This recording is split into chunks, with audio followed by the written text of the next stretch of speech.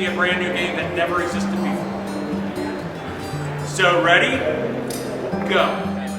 With just the trinkets and game pieces on the table and their own imagination, attendees design a game from scratch. These are the players, right? Like How a many playing players? field to like based on the dice roll, you have to like stop their pause. Yes. Yeah. First one to finish, first one to complete wins, and then they get the candy. Okay. Exactly. Well, what we wanted to do is expose them to a design pattern for improving consumer loyalty programs using the science that we've been exploring for the last few years at Maritz and the process that we've developed to apply that science to real-world problems.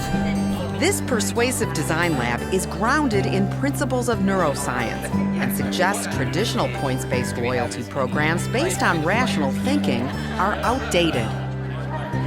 A loyalty decision is not based first on a rational economics construct. All the science of the last 20 years now tells us it's based first on emotion. If you can connect to somebody emotionally rather than rationally, you're much more likely to move their behavior. And that's what we need to do in loyalty programs.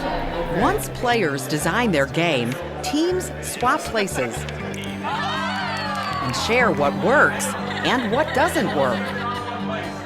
So you learn how valuable rapid prototyping is and how valuable it is to get the game into the hands of someone else who isn't a designer so that you can get the feedback on what's missing or what works well. Or what Next, teams are tasked with designing game-like solutions for an imaginary airline loyalty program.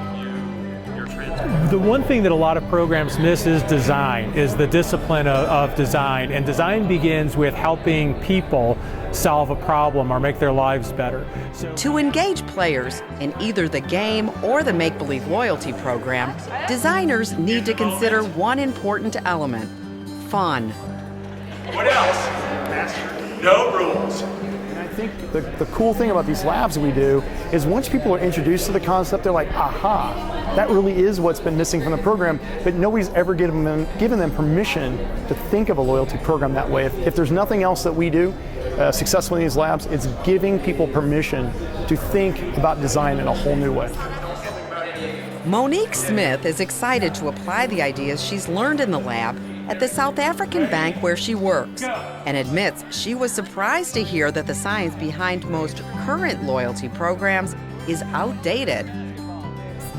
That was quite new and interesting, and I agree. I think we have based things on rational decision making, and yet we've got a whole generation of millenniums who act out of emotion, and we haven't really stopped to unpack that, and I think it's time we do.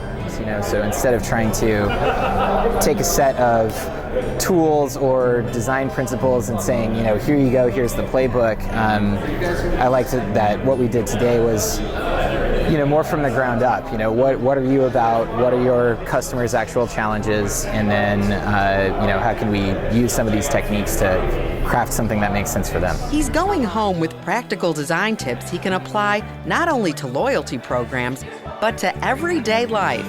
Now that's something to celebrate. You all deserve a round of applause.